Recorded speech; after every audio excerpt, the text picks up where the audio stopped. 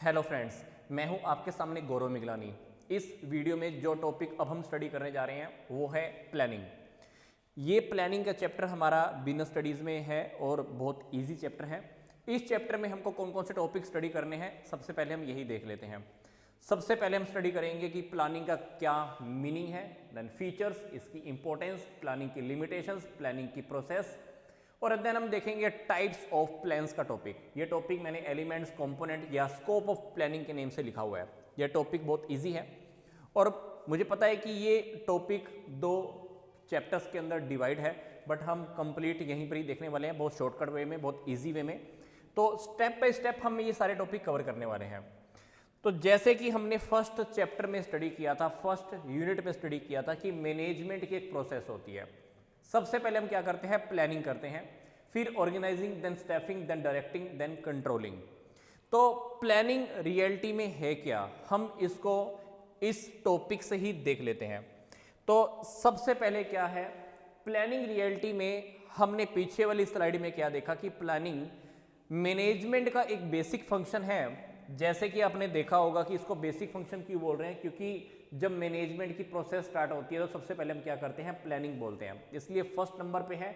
इसलिए यहाँ पे आपको कह रहा है कि ये मैनेजमेंट का एक बेसिक फंक्शन है, जो कि हम इसको पहले नंबर पर परफॉर्म करते हैं। देन कहता है कि भाई मैनेजमेंट में जितने भी काम होते हैं, अगर हम कितने भी काम देखें, सब के अंदर अगर प्लानिंग नहीं है तो हमारे काम सक्सेस हो ही नहीं सकते। अब आप सोच के देखो, अब घर में कोई शादी है, अगर हमने कोई प्लानिंग नहीं की है तो क्या होगा, होश फोश हो जाएगा, काम अच्छे से नहीं होगा। स्कूल में हमने अगर प्लानिंग नहीं की है तो पता नहीं चलेगा कि हमने करना क्या था, बच्चों के परसेंटेज कितनी आनी चाहिए। मतलब कोई भी इवेंट है, कोई भी काम है, कोई भी जगह है, कोई भी ऑर्गेनाइजेशन है, बिना प्लानिंग के तो हम चल ही नहीं सकते। इवन द अगर आपको घर से स्कूल पहुंचना है या कॉलेज पहुंचना है तो तब भी आपको प्लानिंग कम से कम माइंड में तो रखनी ही पड़ती है कि हमको स्कूल आखिर पहुंचना कैसे है। भाई स्कूल की बस आएगी या मैं खुद अपनी बस लेके जाने वाला हूं, या फिर हो सकता है कि हम अपनी व्हीकल से जाएं, 2 व्हीलर से जाएं, वटेवर जो भी प्लानिंग हम करते हैं एडवांस में फ्यूचर को लेकर, वो हम उसको प्लानिंग का नाम बोल रहे हैं। मतलब प्लानिंग के अंदर क्या कह रहा है, कहता है कि अगर प्लानिंग नहीं है तो मैनेजमेंट के अंदर बाकी के जो भी स्टेप्स हैं वो रियलिटी में मीनिंगलेस हैं, उनका कोई मतलब नहीं है। मतलब प्लानिंग नहीं है तो प्लानिंग अगर हमने नहीं की तो आगे के जो भी स्टेप हैं, ऑर्गेनाइजिंग, स्टाफिंग, डायरेक्टिंग, कंट्रोलिंग, उसका कोई मतलब रह ही नहीं जाता। तो प्लानिंग के अंदर हम ये देखते हैं कि क्या करना है, कब करना है, कैसे करना है और किसके थ्रू किया जाएगा। तो ये चारों बातें प्लानिंग की बहुत ब्यूटीफुल मीनिंग के अंदर आती हैं, और ये कहीं ना कहीं आपको बुक में डेफिनेशन भी गिवन होगी, उसमें भी आप देख सकते हैं। कहता है कि हालांकि कभी कभी ऐसा होता है कि हम किसी प्रॉब्लम को सोल्व कर रहे हैं, तो उस प्रॉब्लम को सोल्व करने के टाइम पर हमारे सामने काफ़ी सारे सॉल्यूशंस हो सकते हैं। मतलब एक काम को करने के कभी कभी बहुत सारे रास्ते होते हैं, बट हमको क्या करना है, बस एक ही रास्ते को सिलेक्ट करना है। फॉर एग्जाम्पल, जैसे कि मैं आपको अभी कह रहा था, स्कूल से अगर आपको घर जाना है या घर से स्कूल जाना है तो स्कूल पहुंचने के बहुत सारे रास्ते होंगे, बट हम क्या करते हैं, एक ही रास्ते को सिलेक्ट करते हैं। मतलब यहां पर हमको डिसीजंस भी लेने होते हैं। अब क्योंकि हमको एक बेस्ट से बेस्ट डिसीजन सिलेक्ट करना है, एक ही ऑप्शन को सिलेक्ट करना है, तो इसलिए कह रहा है कि प्लानिंग रियलिटी में एक चूज करने की प्रोसेस भी है, मतलब एक सिलेक्ट करने की प्रोसेस भी है।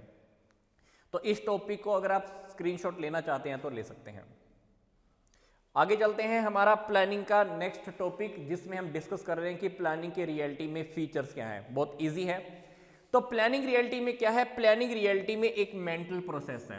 अब प्लानिंग का मतलब ये नहीं है कि हमने भाई कहीं पेपर पे लिख लिया या दिमाग में, ये दोनों बातें प्लानिंग के अंदर आती हैं। तो प्लानिंग किसी भी तरीके की हो सकती है, चाहे इस प्लानिंग को हम कहीं पर पेपर पे लिख लें, या अगर हमने माइंड में भी कोई चीज सोच ली है, प्लान कर रहे हैं, फ्यूचर के बारे में कुछ ना कुछ काम करने का सोच रहे हैं, तो वो भी प्लानिंग के अंदर आती है। मतलब प्लानिंग का मतलब क्या, पेपर पे कुछ ब्लूप्रिंट रेडी कर लेना, उस विचारों को लिख लेना, या अपने दिमाग में ही कोई ना कोई मतलब उस चीज की प्लानिंग कर लेना, तो वो एक मेंटल प्रोसेस है। तो प्लानिंग रियलिटी में क्या होता है, हम बेस्ट से बेस्ट मेथड का सिलेक्शन करते हैं। प्लानिंग क्या है, परवेसिव है, मतलब ये हर जगह पे अप्लाई होती है, चाहे वो स्कूल है, कॉलेज है, आपका घर है, शादी है, ब्याह है, ऑर्गेनाइजेशन बड़ी है, छोटी है, गवर्नमेंट कंपनी है, प्राइवेट कंपनी है, स्कूल, कॉलेज, व्हाटएवर जो भी है, हर जगह पे आपको प्लानिंग तो देखने को मिलती ही है। फिर प्राइमरी फंक्शन है, ये बात हमने अभी देखी कि प्लानिंग सबसे फर्स्ट नंबर पे आती है। अगली बात, प्लानिंग हम करते क्यों है?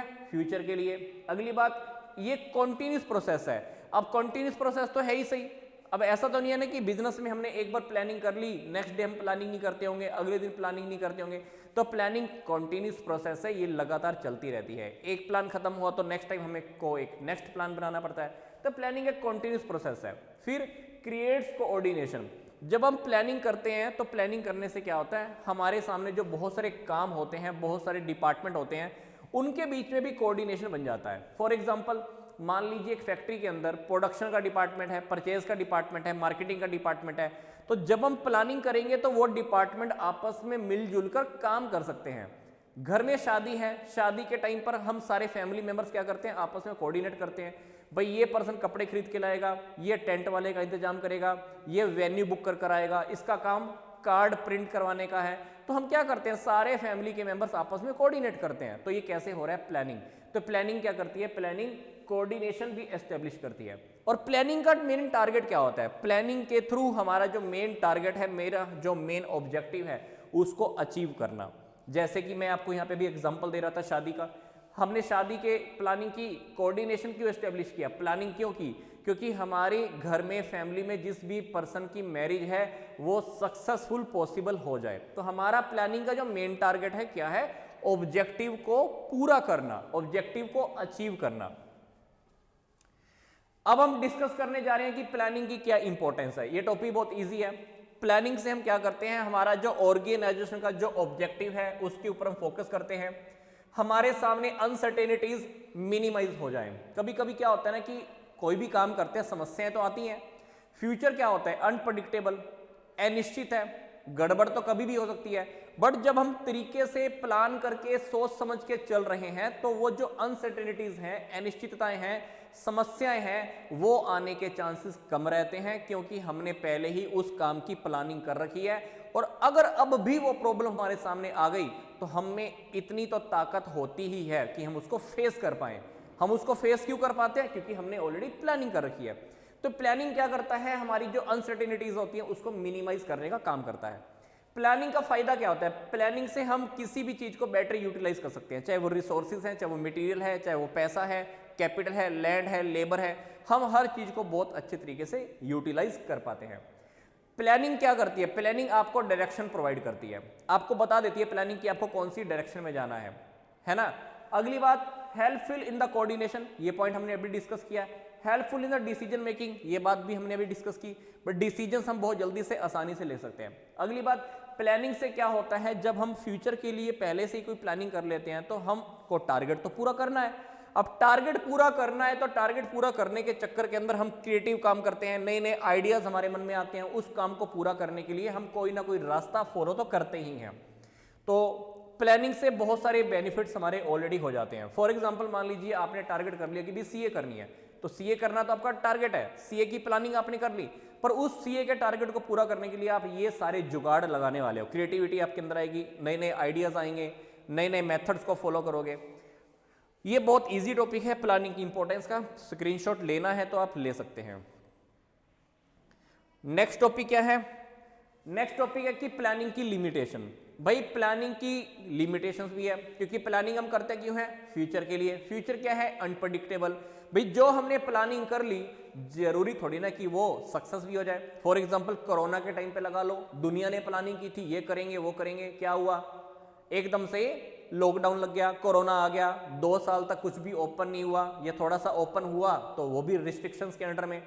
तो प्लानिंग अनप्रेडिक्टेबल होती है। प्लानिंग जब भी हम करते हैं तो वो आपको सक्सेस की गारंटी नहीं देता, सक्सेस की गारंटी नहीं देता। तो यही बोल रहा है कि प्लानिंग करने से ही आप सक्सेस की गारंटी नहीं ले सकते। तो अनरिलायबल फोरकास्टिंग, भाई वो चीज पॉसिबल हो जाएगी इस बात की गारंटी नहीं है। फिर प्लानिंग जब आपने कर लिया तो प्लानिंग से क्या होता है, आप रिस्ट्रिक्शंस के दायरे में आ जाते हो, है ना, एक बाउंड्री के अंदर आ जाते हो और उस बाउंड्री के अंदर रह के आपको काम करना पड़ता है। फिर प्लानिंग जब आपने कर ली तो कभी कभी फ्लेक्सिबिलिटी नहीं होती। प्लानिंग जब आपने कर ली तो उसी के अकॉर्डिंग काम करना पड़ता है, उसके अंदर आप कुछ चेंजेस नहीं कर सकते, तो फ्लेक्सिबिलिटी में प्रॉब्लम आती है। कभी कभी प्लानिंग कभी कभी महंगी भी होती है ना। जैसे कोरोना का एग्जाम्पल दे रहा था, लोगों ने दुनिया जान की प्लानिंग कर ली, शादी के लिए मार्केट से कपड़े खरीद के ले आ, है ना, हलवाई को बुक कर ले, और अपने रिलेटिव्स के लिए कार्ड भी प्रिंट करवा लिए, तो क्या हुआ, बहुत सारा खर्चा हो गया। इवेंट तो नहीं हुआ था ना, इवेंट तो हुआ नहीं, पर उस प्लानिंग के ऊपर क्या हुआ, खर्चा बहुत सारा हो गया। तो कभी कभी ऐसा ही होता है कि प्लानिंग करते करते हमारे खर्चे बहुत हो जाते हैं, कभी कभी टाइम भी बहुत लग जाता है, और ये कभी कभी हमारा फेल भी हो जाता है। अगली बात आती है effective by the external environment. वही बात, हमने प्लानिंग की और एकदम से क्या हुआ, एक्सटर्नल इन्वायरमेंट हमारे ऊपर हावी पड़ गया, है ना, गड़बड़ी की किसने, और वो कोरोना का वायरस यहाँ फैल गया। मतलब प्लानिंग से एक्सटर्नल इन्वायरमेंट भी इफेक्टेड हो जाती है।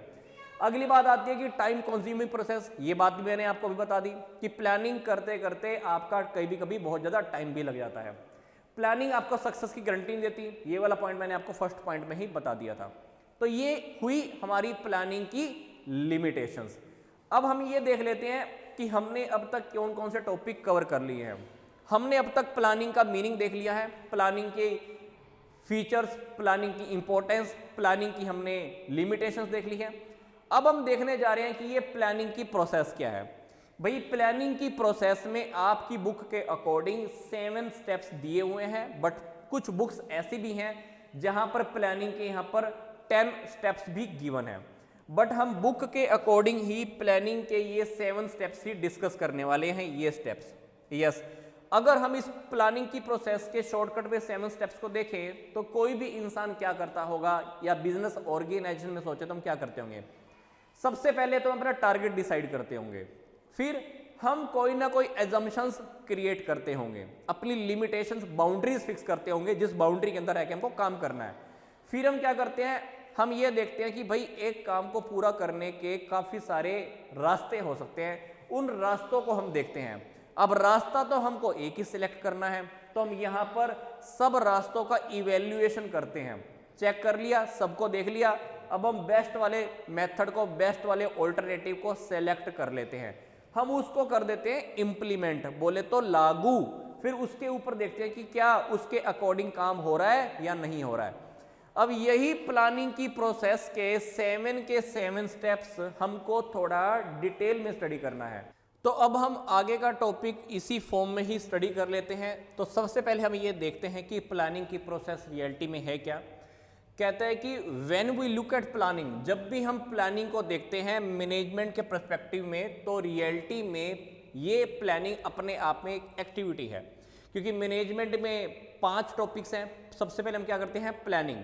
तो प्लानिंग रियलिटी में अपने आप में तो एक एक्टिविटी है, बट प्लानिंग में अगर थोड़ी गहराई में जाएं, प्लानिंग को ये कह रहे हैं कि अगर हम अलग से स्टडी करें तो प्लानिंग रियलिटी में एक प्रोसेस है, जिसके अंदर हमने क्या देखा कि प्लानिंग के अंदर हमको 7 स्टेप्स स्टडी करने हैं। कहता है कि ये सारे स्टेप्स हमको एक एक करके कंप्लीट करने होते हैं, तब हम सक्सेस हो पाते हैं। कहता है कि प्लानिंग की प्रोसेस में नंबर ऑफ स्टेप्स हैं। फिर कहता है कि ये स्टेप्स डिपेंड करते हैं ऑर्गेनाइजेशन के साइज पर। भाई कोई ऑर्गेनाइजेशन के अंदर मान लो एक्टिविटीज अलग अलग तरीके की हो रही हैं, या किसी बिजनेस का साइज बड़ा है, या कुछ अलग डिफरेंट तरह का काम चल रहा है, तो हो सकता है कि वहां पे प्लानिंग की प्रोसेस में क्या पता 15 स्टेप भी हो, क्या पता 5 स्टेप भी हो, क्या पता 7 स्टेप्स में भी पूरी हो जाए। तो ये प्लानिंग की प्रोसेस में स्टेप्स कितने हैं, ये ऑर्गेनाइजेशन के साइज पे डिपेंड करता है। तो कहता है कि इसलिए हर तरह की ऑर्गेनाइजेशन के अंदर प्लानिंग की प्रोसेस भाई अपनी अपनी होती है।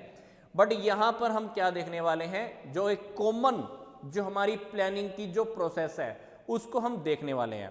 तो प्लानिंग की प्रोसेस में जो हमारा फर्स्ट स्टेप था वो क्या है, सेटिंग ऑब्जेक्टिव्स। अब ऑब्जेक्टिव्स क्या होता है ये देख लेते हैं। कहता है कि ऑब्जेक्टिव्स या गोल्स का मतलब क्या है, ये ऑर्गेनाइजेशन का एक मेन काम है जिसको हम रियलिटी में अचीव करना चाहते हैं। तो ये पहला और सबसे इंपॉर्टेंट स्टेप है प्लानिंग का प्रोसेस का। सबसे पहले नंबर पे जो हम क्या करते हैं, सबसे पहले नंबर पर हम करते हैं ऑब्जेक्टिव को सेट करना। तो ऑब्जेक्टिव कहता है कि पूरी की पूरी ऑर्गेनाइजेशन के लिए भी हो सकता है, और ऑर्गेनाइजेशन के अंदर जितने भी डिपार्टमेंट काम कर रहे हैं, हर डिपार्टमेंट का अलग अलग टारगेट या अलग अलग ऑब्जेक्टिव भी हो सकता है। फॉर एग्जाम्पल यहां पर बात समझने वाली क्या है, ध्यान से देखिएगा। मान लीजिए ये ऑर्गेनाइजेशन है, ये ऑर्गेनाइजेशन क्या करना चाहती है, 1000 कार की सेल को इंक्रीज करना चाहती है। ये तो हो गया ऑर्गेनाइजेशन का, ये तो हो गया ऑर्गेनाइजेशन का ऑब्जेक्टिव। अब मान लीजिए ऑर्गेनाइजेशन के अंदर डिपार्टमेंट भी हैं। ये डिपार्टमेंट मान लो ये है प्रोडक्शन का, ये है मान लो परचेज का, ये है फाइनेंस का, और ये है मान लो कोई और मार्केटिंग का डिपार्टमेंट। तो इनके अपने अपने भी ऑब्जेक्टिव हैं। मतलब प्रोडक्शन डिपार्टमेंट क्या करेगी, प्रोडक्शन डिपार्टमेंट भाई इस महीने के अंदर 100 कार्स का प्रोडक्शन करने वाली है। परचेज डिपार्टमेंट को क्या करना है, इस मंथ के अंदर अंदर मटेरियल परचेज करना है। फाइनेंस डिपार्टमेंट बैंक से क्या करने वाला है, लोन लेने वाला है। तो ये इनके मान लो एक एक महीने के टारगेट हैं। और जबकि ऑर्गेनाइजेशन का पूरे साल का टारगेट क्या है, 1000 कार को सेल करना। मतलब यहां पर ये यही बात कह रहा है कि यहां पर पूरी ऑर्गेनाइजेशन का भी टारगेट होता है और जितने भी डिपार्टमेंट होते हैं उनके खुद के भी ऑब्जेक्टिव्स होते हैं। बट अल्टीमेटली ये सब लोग मिलकर किसके टारगेट को पूरा करने के लिए काम करेंगे, ये सब मिलकर अल्टीमेटली ऑर्गेनाइजेशन का जो टारगेट है उसको अचीव करने के लिए ही काम करते हैं। तो ये एग्जाम्पल यहां पर आई थिंक दिया भी हुआ है। कहते हैं कि ये जितनी भी हम ये ऑब्जेक्टिव डिसाइड करते हैं, इस ऑब्जेक्टिव से हमारी जितनी भी एक्टिविटीज होती हैं उसको क्या मिलती है, डायरेक्शन मिलती है कि रियलिटी में हमने अचीव करना क्या है। जैसे यहां पर एग्जांपल लिखा हुआ है कि हमको सेल इंक्रीज करनी है 15%, तो ये एक कंप्लीट ऑर्गेनाइजेशन का एक ये ऑब्जेक्टिव हो सकता है। तो यहां पर हमने क्या देखा, हमारी प्लानिंग की जो प्रोसेस है उसका जो फर्स्ट स्टेप है वो क्या है, ऑब्जेक्टिव्स की सेटिंग करना। तो अगर आप इसको स्क्रीनशॉट लेना चाहते हैं तो ले सकते हैं। नेक्स्ट जो हमारा स्टेप है वो क्या है, डेवलपिंग प्रीमिसाइज। तो इसके अंदर रियलिटी में क्या कह रहा है, कहता है कि प्लानिंग की जो प्रोसेस है उसके अंदर हमको क्या करना है, सेकंड नंबर पर हमको ये देखना है और ये समझना है कि प्लानिंग का जो रिलेशन होता है ना, वो प्लानिंग का रिलेशन किससे होता है, फ्यूचर के साथ होता है। और प्लानिंग करने वाला जो भी मैनेजर है या प्लानर है वो इस चीज के लिए रिस्पॉन्सिबल होता है कि वो फ्यूचर के बारे में पहले से ही पता कर ले कि फ्यूचर में क्या होने वाला है। मतलब जो भी प्लानर है, वो मैनेजर है या जो भी पर्सन है, उसकी ये रिस्पॉन्सिबिलिटी है, उसकी ये ड्यूटी बनती है कि वो ये बात जरूर पता करे कि फ्यूचर में क्या होने वाला है। और ये पता करना उसकी 100% रिस्पॉन्सिबिलिटी है, ड्यूटी है, या ये कह लीजिए कि वो ये सब पता करने के लिए बाध्य है। तो ये गैस करने के लिए उसको क्या करना होता है, उस मैनेजर को अपने आप में कुछ अजम्पशंस या कॉन्सेप्ट क्रिएट करने होते हैं। मतलब जो भी काम हम पूरा करने जा रहे हैं उस काम को पूरा करने के लिए हमको कुछ अजम्पशंस लेके चलनी पड़ती हैं। और ये वाली जो अजम्पशंस होती हैं वो रियलिटी में हमारे लिए क्या काम करती हैं, बेस मटेरियल का काम करती हैं। अब मैनेजर जो भी एजम्पशन लेके चलेगा उसके साथ साथ फ्यूचर में क्या होगा इसके बारे में तो पता करता ही करता है। और जो करंट के अंदर जो हमारे प्लान चल रहे हैं वो कौन से चल रहे हैं, और हमारे जो पहले से जो पॉलिसीज थी उसकी भी इंफॉर्मेशन इसको होनी चाहिए। किसको, हमारा जो ये प्लानर है जो प्लानिंग का काम कर रहा है। तो ये प्लानर का, मैनेजर का ये रिस्पॉन्सिबिलिटी है, ड्यूटी है कि वो फ्यूचर के बारे में पता करे, प्लस में ये सब चीजें भी उसको अच्छे से नॉलेज में होनी चाहिए। मतलब उसको फोरकास्ट करना है तो उसको करंट प्लान्स के बारे में, लास्ट के इंफॉर्मेशन के बारे में सब पता होना चाहिए। अल्टीमेटली प्लानर को, मैनेजर को फुल इंफॉर्मेशन होनी चाहिए। और यहां पर आकर वो कहीं ना कहीं एक बाउंड्रीज भी बना लेता है जिस बाउंड्रीज के अंदर रह के हमको काम करना होता है। फर्स्ट नंबर पे हमने क्या किया, ऑब्जेक्टिव सेट किए। सेकंड नंबर पे हमने क्या किया, सेकंड नंबर पर आकर प्लानर ने फ्यूचर के बारे में सब कुछ देखा और अपनी अजम्पशंस या कॉन्सेप्ट क्रिएट कर लिए, जिस अजम्पशन या कॉन्सेप्ट को लेकर वो आगे काम करने वाला है। अब क्या होगा, अब हम क्या करने वाले हैं, जितने भी काम करने के मेथड हमारे सामने आएंगे उन सब काम करने वाले मेथड्स को हम देखने वाले हैं, या कह लीजिए ऑल्टरनेटिव। क्योंकि जब भी हम किसी काम को पूरा करते हैं तो काम को पूरा करने के हमारे सामने काफी सारे मेथड्स होते हैं। उन मेथड्स को ये लगा लीजिए कि यहाँ पर इन्होंने अल्टरनेटिव्स लिख दिया। कहते हैं कि जब एक बार ऑब्जेक्टिव सेट हो गया, सेकंड स्टेप के ऊपर हमने एजम्पशन बना ली, तो अब क्या आ गया, अब हमको उसके ऊपर एक्ट करना है। तो कहता है कि कभी कभी किसी काम को करने के बहुत सारे रास्ते होते हैं और हमको अपना टारगेट भी अचीव करना होता है। तो प्लानर को क्या करना है, प्लानर्स को क्या करना है, जो एक काम को पूरे करने के बहुत सारे अल्टरनेटिव हैं, रास्ते हैं, उन रास्तों की पहचान करनी है।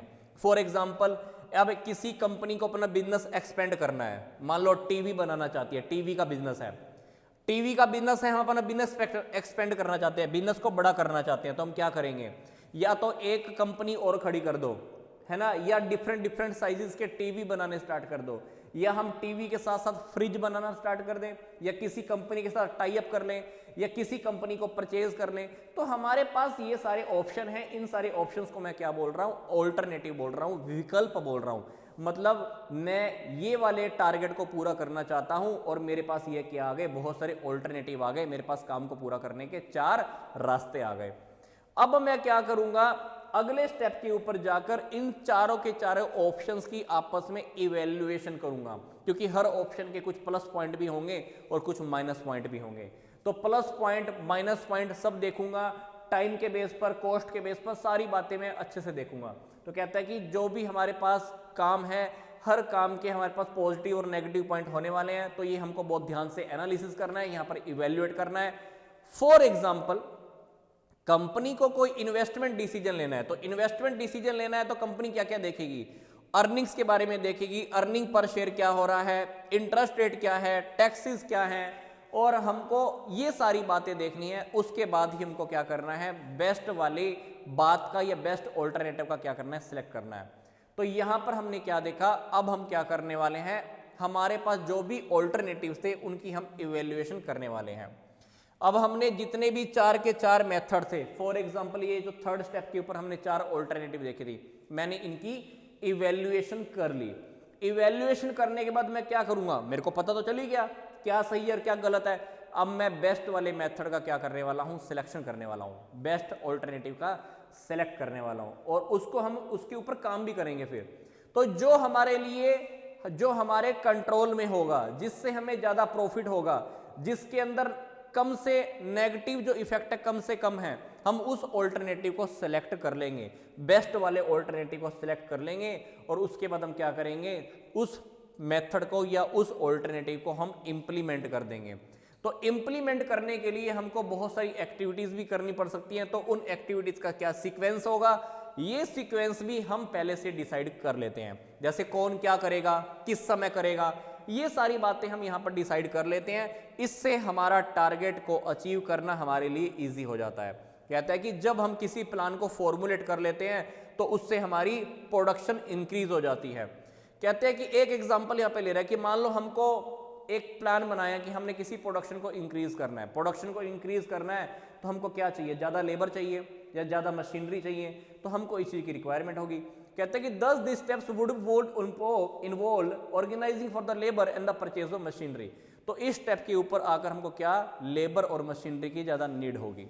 तो यहाँ पर मैंने क्या किया है, अल्टीमेटली जो पीछे मैंने ऑल्टरनेटिव्स का इवेल्युएशन किया था, उसमें से बेस्ट ऑल्टरनेटिव को सेलेक्ट किया था, अब मैंने उसको यहां पर आकर 6 नंबर पे क्या कर दिया, इंप्लीमेंट कर दिया, लागू कर दिया।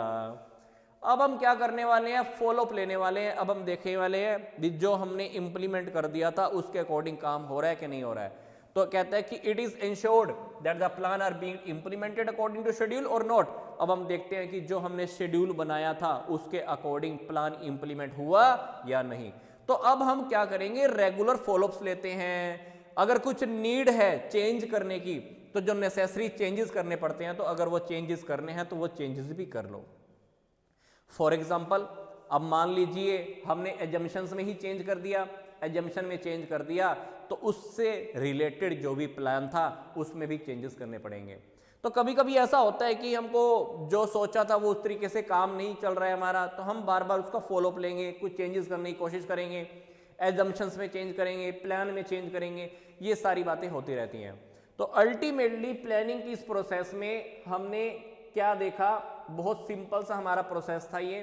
प्लानिंग की इस प्रोसेस में हमने देखा कि हम क्या करते हैं, सबसे पहले ऑब्जेक्टिव सेट करते हैं, फिर प्लानर क्या करता है, मैनेजर क्या करता है, कुछ अजम्पशंस बनाता है। एजम्पशंस के बाद हम एक काम को पूरा करने के जो भी ऑल्टरनेटिव होते हैं उसको आइडेंटिफाई करते हैं, फिर हम उनको इवेल्युएट करते हैं, बेस्ट ऑल्टरनेटिव का सिलेक्शन करते हैं, उसको इंप्लीमेंट करते हैं, देन हम उसको क्या कर देते हैं, फॉलोअप लेते रहते हैं कि जिस अकॉर्डिंग हमने काम सोचा था उस अकॉर्डिंग काम हो रहा है या नहीं हो रहा है। प्लानिंग की प्रोसेस कंप्लीट हो चुकी है, यहां तक के टॉपिक हमारे कवर हो चुके हैं प्लानिंग की प्रोसेस के। अब हम चैप्टर का ऐसा लगा लीजिए सेकंड पार्ट डिस्कस करने जा रहे हैं। इस प्लानिंग के सेकंड पार्ट के अंदर हमको प्लानिंग के ये कंपोनेंट्स या एलिमेंट्स कह लीजिए या टाइप्स ऑफ प्लान का टॉपिक कह लीजिए, ये हमको डिस्कस करना है। तो ये क्या कह रहा है, कहता है कि भाई प्लानिंग के कौन कौन से कंपोनेंट हैं, objective, strategy, policy, procedure, method, rule, program, budget. ये टॉपिक बहुत इजी है। इस टॉपिक को हम इन 3 हेड्स के अंडर में कवर करने वाले हैं। सबसे पहले कौन सा है, नाइदर स्टैंडिंग और nor single used plans, then second है स्टैंडिंग प्लान्स, थर्ड है सिंगल यूज्ड प्लान्स। अब ये 3 टॉपिक क्या हैं, सबसे पहले हम ये देखेंगे, फिर इन 8 टॉपिक को इन्हीं हेड्स के अंदर में हमको कवर करना है। तो सबसे पहले हम ये देख लेते हैं कि हमारा ये neither standing nor single used plans क्या होता है। कहता है कि इसका मतलब है कि इसको हम रियलिटी में किसी भी कैटेगरी के अंदर डिवाइड नहीं कर सकते, किसी भी कैटेगरी में नहीं रख सकते, इसीलिए इन्होंने इसको क्या बोल दिया, ये ना तो स्टैंडिंग प्लान्स है और ना सिंगल यूज प्लान है, इसलिए इन्होंने यहां पर यही मीनिंग लिखा हुआ है। तो ये प्लान्स के फीचर्स क्या हैं, कहते हैं ये जर्नल प्लान्स होते हैं। ये कौन रेडी करता है, टॉप लेवल मैनेजमेंट रेडी करता है। इन प्लान्स का टारगेट क्या होता है, रिसोर्स एलोकेशन करना और जो ओवरऑल प्लानिंग है हमारी बिजनेस की उसको गाइडेंस प्रदान करना। इसमें 2 टॉपिक आने वाले हैं इस टाइप के प्लान्स के अंदर, ऑब्जेक्टिव और स्ट्रेटजी। फिर बात आती है कि हमारे स्टैंडिंग प्लान्स कौन से होते हैं। ये प्लान वो होते हैं which is use for the activities that occur regularly over a period of time. जो इवेंट हमारे बार बार होने हैं तो हम उसके लिए क्या करते हैं, एक बार प्लान्स बना लेते हैं, ठीक है। तो it is design to ensure that internal operation of the organization run smoothly. ये वाले प्लान्स हम क्यों बनाते हैं, ताकि हमारे बिजनेस का जो भी काम है, ऑपरेशंस है, अच्छे से चलते रहें। डिसीजन मेकिंग की जो हमारी रूटीन की जो एफिशिएंसी है उसको हम इंक्रीज करना चाहते हैं। ये वाले प्लान हम एक बार डेवलप करते हैं और but it is modified from the time to time. हम इसमें मॉडिफिकेशन टाइम टू टाइम करते रहते हैं। क्यों, हमारे बिजनेस की जो भी नीड है उसके अकॉर्डिंग चेंजेस करते रहते हैं और उसको हम टारगेट को अचीव कर पाते हैं। इसकी टाइप्स कौन कौन सी हैं स्टैंडिंग प्लान्स की, policies, procedures, method and the rules. ये स्टैंडिंग प्लान हुए। स्टैंडिंग प्लान के बाद हमारे हुए सिंगल यूज्ड प्लान। अब पीछे वाले में देखो स्टैंडिंग प्लान, जैसे मान लो आपको स्कूल से घर जाना है या घर से स्कूल जाना है, आप डेली तो प्लान नहीं, नए नए प्लान तो नहीं बनाते होगे, एक ही बार प्लान बना लिया उसी रास्ते से घर चले जाते होगे, तो उसको बोलते हैं स्टैंडिंग प्लान। या मान लीजिए आपने कोई भी काम करना है और वो आपको पता है कि वो काम आपको हर बार करना पड़ता है, हर दूसरे दिन वो काम करना पड़ता है, तो उस काम की हर बार तो प्लानिंग नहीं करते होगे, तो वो प्लानिंग आप एक ही बार करके रख लेते हो, तो उसको हम बोलते हैं स्टैंडिंग प्लान्स। तो ये प्लान तब बनते हैं जब वो प्लान हमारे बार बार इंप्लीमेंट हो रहे हैं। अब ये single use plan, for example घर में शादी है। अब घर में शादी हर रोज थोड़ी ना होती है, 5 साल बाद होती होगी, 10 साल बाद या 4 साल के बाद। तो घर में शादी है, वो इवेंट हुआ, आपने एक नया प्लान बनाया, जैसे शादी खत्म हुई प्लान आपका खत्म। 5 साल के बाद 10 साल के बाद फिर से घर में शादी है, किसी और की शादी है, आपका नया प्लान बनेगा, आपने काम पूरा किया, प्लान खत्म। तो ये होती है सिंगल यूज प्लान। आपने एक बार प्लान बनाया, काम पूरा हुआ और प्लान खत्म, अगली बार फिर से नया प्लान। तो ये क्या होते हैं, it refer to plan that is developed over a one time event. One time का हमारा इवेंट है या कोई प्रोजेक्ट है, हम प्लान बनाते हैं और वो प्लान हमारे डिस्पोज ऑफ हो जाते हैं। तो ये ऐसे कामों के लिए प्लान बनते हैं जो नॉन रिकरिंग सिचुएशंस होती हैं, मतलब ऐसी सिचुएशन हमारे सामने बार बार नहीं आती हैं, ये कभी हफ्ते में, महीने में एक बार आ जाती हैं। तो इस टाइप के प्लान के अंदर डिटेल्स ज़्यादा होती हैं, इंप्लॉइज के नेम वगैरह एटसेट्रा, ये सारी बातें लिखी हुई हैं। तो ये सिंगल यूज प्लान होते हैं। टाइप्स कौन से हैं, बजट्स, प्रोग्राम्स, प्रोजेक्ट्स। ये प्रोजेक्ट का टॉपिक फिलहाल हमारे सिलेबस में नहीं है। अब हमारे सामने 8 टॉपिक अब तक आ चुके हैं। कौन कौन से, objectives, strategy, policy, procedure, method, rule, programs and the budget. अब इन 8 के 8 टॉपिक को हम शॉर्टकट वे में बहुत इजी लैंग्वेज में एक एक करके स्टडी करने वाले हैं। ये टॉपिक किसका है, हमारा वेरियस टाइप्स ऑफ प्लान्स कह लीजिए इसको, या एलिमेंट्स ऑफ प्लानिंग। सबसे पहले हमारा टॉपिक क्या था, ऑब्जेक्टिव्स का। अब ऑब्जेक्टिव्स क्या होते हैं, ये बात हम पहले भी स्टडी कर चुके हैं। ऑब्जेक्टिव्स रियलिटी में हमारे होते हैं एंड रिजल्ट्स। ऑब्जेक्टिव जैसे मान लो किसी भी कंपनी का टारगेट है कि मेरे को इस साल के अंदर 2000 कार सेल करनी है, तो मेरा मेन ऑब्जेक्टिव है। ये एक ऐसा ऑब्जेक्टिव है जिसको मैनेजमेंट अचीव करना चाहता है, जिसको मैनेजमेंट पूरा करने के लिए उसको फॉलो करेगा। ऑब्जेक्टिव रियलिटी में ये सेट कौन करता है? टॉप लेवल मैनेजमेंट सेट करता है, और इनका पूरा का पूरा फोकस इसी के ऊपर होता है, मेन टारगेट को पूरा करने के लिए। और जो भी ये हम ऑब्जेक्टिव सेट करते हैं, मैनेजमेंट इसके साथ साथ जो भी बड़े बड़े इश्यूज हैं उसके ऊपर भी टारगेट अपना फोकस रखती है। भाई टारगेट तुमने डिसाइड कर लिया, उसको लेकर कुछ बड़ी बड़ी बातें समस्याएं भी सामने आएंगी, तो उन समस्याओं के लिए क्या करना है ये भी मैनेजमेंट ध्यान रखती है। ऑब्जेक्टिव्स रियलिटी में हमारे बिजनेस की जो ओवरऑल बिजनेस प्लानिंग है उसके लिए हमको गाइड करते हैं। जैसे मान लो मैंने आपको एग्जांपल दिया था कि जैसे हमने बिजनेस में अब की बार कार 2000 ज़्यादा सेल करनी है, तो ये सेल करने की जो हमने अभी जो प्लानिंग की है, जो हमने ऑब्जेक्टिव सेट किया है, ये बाकी के कामों को हमको क्या करने वाला है, पूरा करने के लिए गाइड करने वाला है, क्योंकि हमारा मेन टारगेट सेट हो चुका है। कहता है कि डिफरेंट डिपार्टमेंट्स के या डिफरेंट यूनिट के भी अपने अपने क्या होते हैं, ऑब्जेक्टिव होते हैं। जैसे कि मैंने आपको बताया था कि एक बिजनेस ऑर्गेनाइजेशन के अंदर बहुत सारे डिपार्टमेंट होते हैं, प्रोडक्शन का, परचेज का, फाइनेंस का, मार्केटिंग का, ऑफिस का, है ना। ये सब डिपार्टमेंट के खुद के भी तो अपने ऑब्जेक्टिव होते होंगे ना, और ये सारे ऑब्जेक्टिव्स पूरे करने किसको हैं? डिपार्टमेंट्स को अपने अपने। और ये सारे डिपार्टमेंट अल्टीमेटली काम किसके लिए कर रहे हैं? एक ऑर्गेनाइजेशन के अंदर। तो ऑर्गेनाइजेशन का खुद का भी ऑब्जेक्टिव होता है, और ऑर्गेनाइजेशन के अंदर जितने भी डिपार्टमेंट हैं उनके खुद के भी ऑब्जेक्टिव होते हैं। तो अल्टीमेटली जितने भी डिपार्टमेंट हैं वो सब मिलकर ऑर्गेनाइजेशन के ऑब्जेक्टिव को पूरा करने के लिए काम करते हैं। अगली बात आती है कि ऑब्जेक्टिव ऐसे होने चाहिए जिसको हम मेजर कर पाएं, और ये क्वांटिटेटिव टर्म्स के अंदर होना चाहिए, है ना। हम उसको मेजर कर पाएं, समझ पाएं। फॉर एग्जांपल, एक ऑर्गेनाइजेशन का ऑब्जेक्टिव है कि हमको अपनी सेल को इंक्रीज करना है 10% in the next year and earn A 20% profit from the business. हमको अपनी सेल इंक्रीज करनी है 10% और अपने प्रॉफिट को इंक्रीज करना है 20%। तो हम ऐसा ऑब्जेक्टिव सेट कर रहे हैं जिसको हम क्वांटिटेटिव फॉर्म में डिसाइड कर पा रहे हैं। तो ऑब्जेक्टिव्स ऐसे होने चाहिए जिसको हम अचीव कर पाए और जो क्वांटिटी फॉर्म में हो, और ऑब्जेक्टिव रियलिटी में क्या होते हैं? एंड रिजल्ट होता है जो रियलिटी में हम अचीव करना चाहते हैं। टॉप मैनेजमेंट का फोकस होता है, इसको लेकर कुछ जनरल इश्यूज भी आते हैं, उसके बारे में भी हम पहले से डिसाइड कर लेते हैं। अब बात आती है कि स्ट्रेटेजी क्या होती है।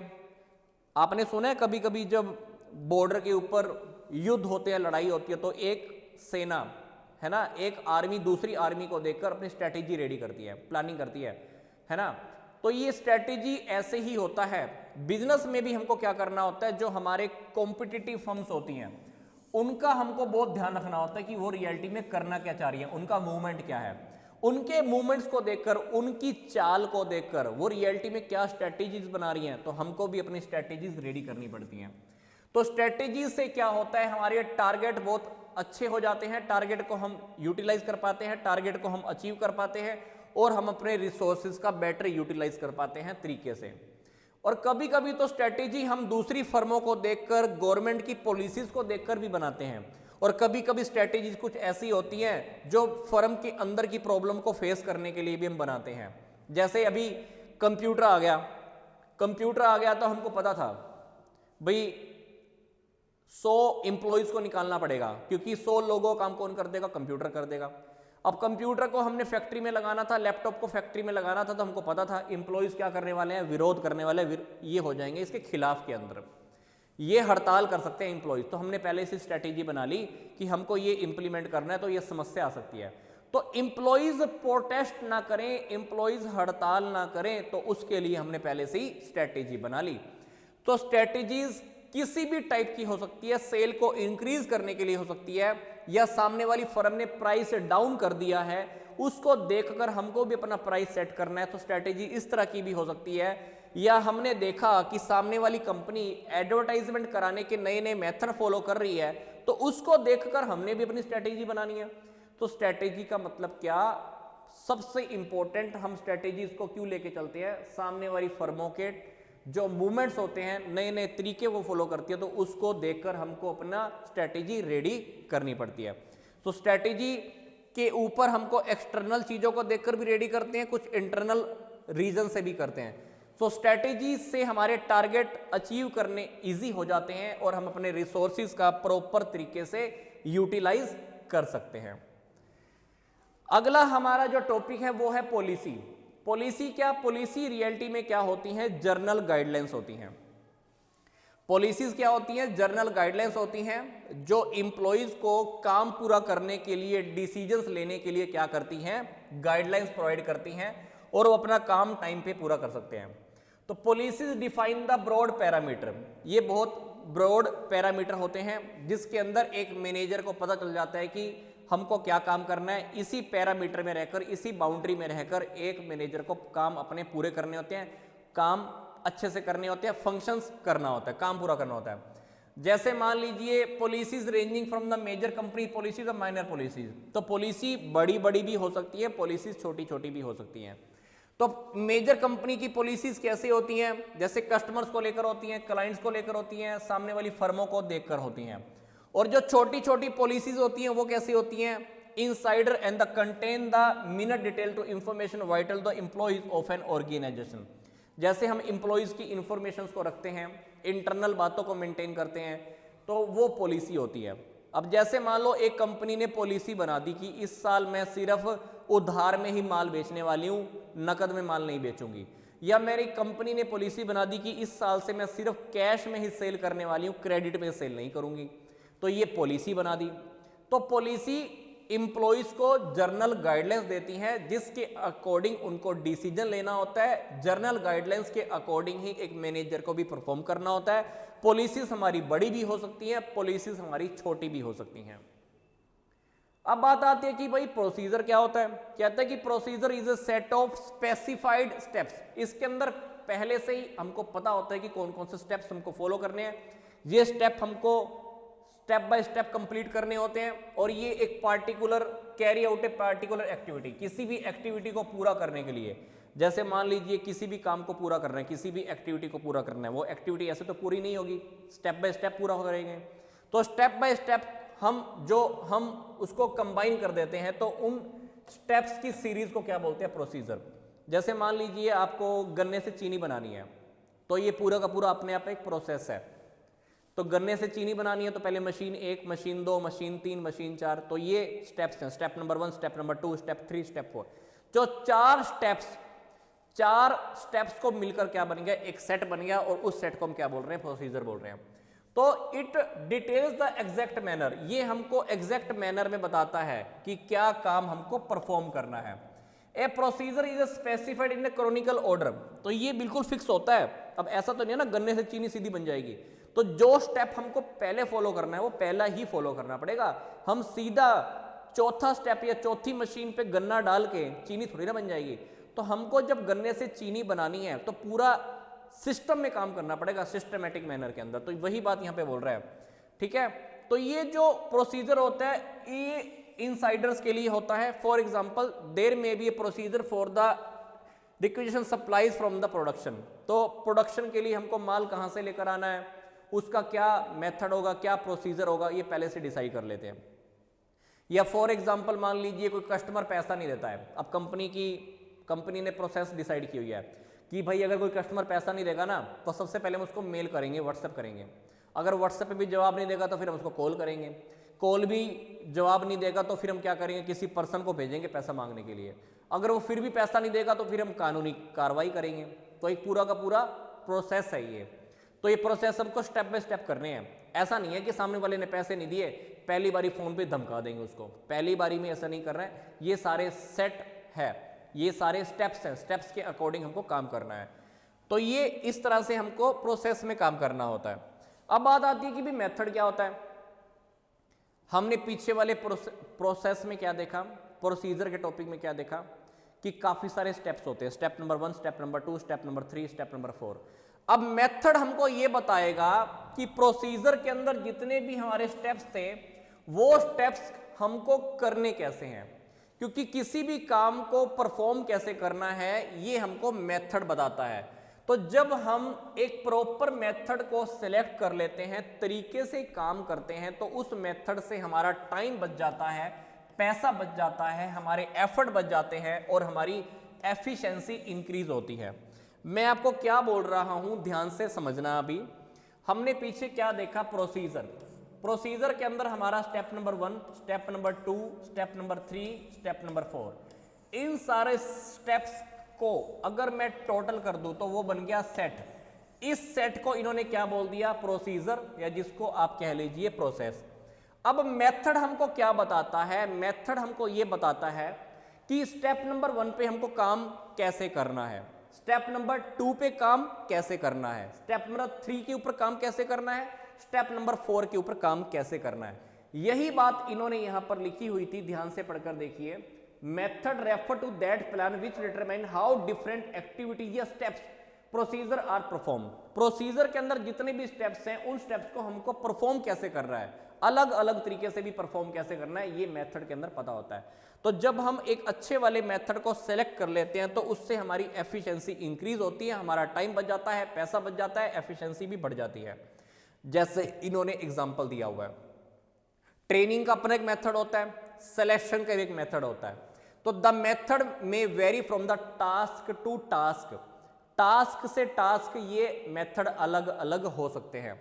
फॉर जैसे कहते हैं कि जैसे मान लो इंप्लॉइज को ट्रेनिंग देनी है, इंप्लॉइज को ट्रेनिंग देनी है तो ट्रेनिंग देने के मेथड अलग होंगे, मैनेजर को ट्रेनिंग देनी है तो मेथड अलग होंगे, सुपरवाइजर को ट्रेनिंग देनी है तो उनको ट्रेनिंग देने के मेथड अलग होंगे। तो यही कह रहा है कि ये मेथड अलग अलग हो सकते हैं, ये टास्क टू टास्क वेरी करते हैं। अगली बात है कि ये हमारे रूल क्या होते हैं। जैसे आपने सुना होगा कि फॉर एग्जांपल स्कूल में एक रूल बना दिया कि भाई यहां पर कोई स्मोकिंग नहीं करेगा, रूल है, सबके ऊपर अप्लाई होगा, चाहे वो प्रिंसिपल है, चाहे वो टीचर है, चाहे वो बच्चा है। रूल तो रूल होता है, रूल को आप तोड़ नहीं सकते, रूल के अकॉर्डिंग आपको काम करना होता है, रूल को फॉलो नहीं करोगे तो आपको पनिशमेंट मिलती है। तो इसी तरह से कह रहे हैं कि रूल हमको ये बताते हैं कि क्या करना है और क्या नहीं करना है एक पार्टिकुलर सिचुएशन में। तो rule does not allow any flexibility, rule को आप तोड़ नहीं सकते, रूल में कुछ फ्लेक्सिबिलिटी नहीं होती, इसको आप ब्रेक नहीं कर सकते। जो रूल में लिख दिया जाता है आपको बस फॉलो करना होता है, आपके दिमाग में सेकंड थॉट भी नहीं आने देनी। रूल बन गया तो मतलब बन गया, आप उसको ब्रेक नहीं करोगे, सेकंड थॉट का भी कोई चांस नहीं है। जैसे इन्होंने एग्जांपल लिखा हुआ नो स्मोकिंग जोन, मान लो कहीं पर लिखा हुआ कि नो स्मोकिंग, तो मतलब ये रूल सबके लिए है, फैक्ट्री में जितने भी लोग काम कर रहे हैं स्मोकिंग किसी को भी नहीं करनी। तो रूल बिल्कुल स्ट्रिक्ट होते हैं, हर किसी को फॉलो करने होते हैं। अगली बात सर, प्रोग्राम्स क्या होते हैं? Programs are the detailed statement about a project. Programs reality में किसी भी प्रोजेक्ट की जहां पर डिटेल में स्टेटमेंट होती है, क्या डिटेल स्टेटमेंट्स किसी भी प्रोजेक्ट की, उसको हम क्या बोलते हैं? प्रोग्राम्स बोलते हैं। प्रोग्राम्स के अंदर हमको पता चल जाता है कि हमारे ऑब्जेक्टिव्स को पूरा करने की हमारी पॉलिसीज क्या हैं, क्या प्रोसीजर हैं, क्या रूल्स होंगे, क्या टास्क होंगे, human and the physical resources required क्या होगा, कौन सा बजट होगा, इसको हमको इंप्लीमेंट कैसे करना है। तो ये प्रोग्राम्स किसी से भी रिलेटेड हो सकते हैं। तो प्रोग्राम्स डिफरेंट टाइप के होते हैं, डिफरेंट टाइप के होते हैं। जैसे प्रोडक्शन का program, training program, sales promotion का प्रोग्राम। तो प्रोग्राम रियलिटी में क्या होते हैं, ये एक किसी भी प्रोजेक्ट की एक डिटेल्ड स्टेटमेंट होती है। इसमें बहुत सारी बातें होती हैं जो डिटेल में लिखी होती हैं, और वो डिटेल के अंदर कुछ भी हो सकता है। Objectives, policies, procedure, rules, task, human resources, physical resources, ये सारी बातें। बजट को इंप्लीमेंट कैसे करेंगे, मतलब जहां पर बातें डिटेल्स में लिखी हुई हैं वो क्या है? प्रोग्राम्स हैं। जैसे फॉर एग्जांपल आपने शादी में जाने का एक प्रोग्राम बनाया, या घर में शादी है उसका ये एक रियलिटी में अपने आप एक प्रोग्राम है ना। तो ऐसा लगा लो कि इस प्रोग्राम में अब क्या करोगे, सब कुछ बातें आपको लिखनी है। तो ये सारे प्रोग्राम्स के एग्जाम्पल हो गए। फिर कहते हैं कि बजट क्या होता है? बजट रियलिटी में एक स्टेटमेंट है। बजट रियलिटी में एक स्टेटमेंट होती है जिसके अंदर हम न्यूमेरिकल डेटा को लिखते हैं, और बजट की हेल्प से हम ये देख लेते हैं कि फ्यूचर में हमें कितना अमाउंट आने वाला है और कितना अमाउंट जाने वाला है। तो बजट रियलिटी में क्या होता है, एक स्टेटमेंट होती है एक्सपेक्टेड रिजल्ट की। रिजल्ट हमारा क्या होगा, न्यूमेरिकल फॉर्म में होता है, और हमको बता देता है हमारे फ्यूचर के फैक्ट्स और फ्यूचर के हमारे फिगर्स के बारे में। फॉर एग्जाम्पल एक सेल करने का बजट है, सेल बजट हमको ये बता देता है कि डिफरेंट प्रोडक्ट की डिफरेंट सेल और डिफरेंट एरियाज में कितनी होगी एक पार्टिकुलर मंथ में। जैसे हमने ये देख लिया कि भी मार्च के अंदर हमारी मार्च के अंदर हमको 5 प्रोडक्ट बेचने हैं या 5 प्रोडक्ट हमारे पहले से सेल हो रहे हैं, तो 5 प्रोडक्ट की हमारी सेल क्या होगी, तो इसका हमने पहले से एक बजट बना लिया। तो a budget may also be prepare to show the number of workers. एक बजट हम ऐसा भी शो कर सकते हैं जो हमको बताएगा नंबर ऑफ वर्कर्स के in the factory at the peak production time, कि एक जब हमारा कभी कभी प्रोडक्शन का पीक टाइम आता है, प्रोडक्शन ज़्यादा हो रहा है, उस वक्त हमको मान लो एम्प्लॉयज़ की कितनी नीड होगी, कितने एम्प्लॉयज़ हमको चाहिए होंगे, तो हमने उसका एक बजट बना लिया। आपने देखा होगा कि जैसे आपके घर में कोई शादी है, ब्याह है या कोई इवेंट करना है, तो हम क्या करते हैं ना, खर्चा पहले से रेडी कर लेते हैं कि इस इवेंट के ऊपर कितना खर्चा होने वाला है और कितने लोगों से पैसा आने वाला है। तो जब हम एक कच्चा या लगा लीजिए एक नॉर्मल सा ब्लूप्रिंट रेडी कर लेते हैं न्यूमेरिकल फॉर्म में, उस न्यूमेरिकल फॉर्म को ये क्या बोल रहे हैं, बजट बोल रहे हैं। तो बजट हम क्या बना रहे हैं, बजट रियलिटी में एक्सपेक्टेड रिजल्ट्स की एक स्टेटमेंट है, न्यूमेरिकल टर्म्स की है, न्यूमेरिकल टर्म्स में है, जो फ्यूचर के फैक्ट्स और फिगर्स के बारे में हमको बता देगी। तो ये हमारा टॉपिक कवर हुआ टाइप्स ऑफ प्लान्स का। इस टॉपिक के अंदर हमने ये सारे टॉपिक कवर कर लिए, ये 8 के 8 टॉपिक कवर हो चुके हैं इन 3 हेड्स के अंडर में। तो ये हमारा टॉपिक था ऑब्जेक्टिव से लेकर हमारे प्रोग्राम्स तक के 8 हमारे टाइप्स ऑफ प्लान्स का टॉपिक। तो ये हमारा कंप्लीट चैप्टर कवर हो चुका है। इस कंप्लीट चैप्टर के अंदर हम ये सब कुछ देख चुके हैं। आपको इसी वीडियो के प्लेलिस्ट डिस्क्रिप्शन बॉक्स में कुछ और वीडियोस के लिंक भी दिए हुए हैं, आप देखना चाहते हो तो वो भी देख सकते हैं। यहाँ तक का वीडियो देखने के लिए आपका धन्यवाद।